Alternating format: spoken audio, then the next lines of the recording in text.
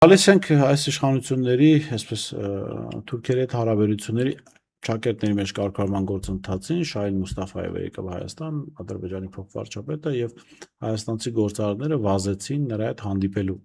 Ես օրինակ չեմ հիշում, որ Մհեր Գրիգորյանը գնար Ադրբեջան, ադրբեջանցի գործարարները գային հանդիպելու իր հետ։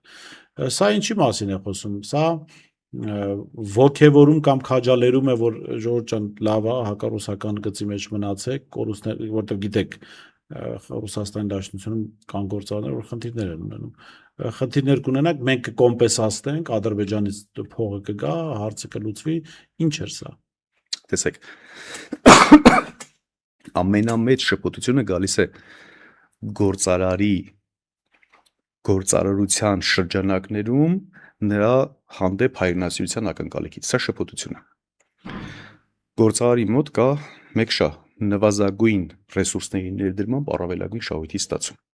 Շատ դեպքերում, եթե մենք դրան տանք քաղաքական փաթեթավորում եւ փորձենք կանխատեսումներ իրականացնել, շատ դեպքերում դա նաեւ կարող է օգտակար լինել։ Ինչով։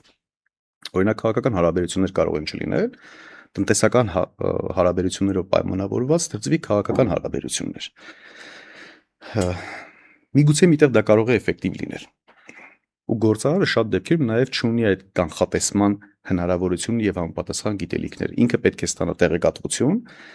օրինակ, պայմանական A ապրանքը ինչ գնով որտեղից կարող է ձեռք բերել, որքան ժամանակահատվածում կարող է իր պահեստ հասցնել եւ որ շուկայում ու որքան արժեքով կարող է վաճառել։ Այս տեղեկատվության համար նա ոչ թե պետք է կանխատեսում անի, այլ պետք է լսի։ Հետևաբար գործարարներին այստեղ քննադատելը երկարաժամկետ մենեջմենթի տեսանկյունից սխալ եմ համարում։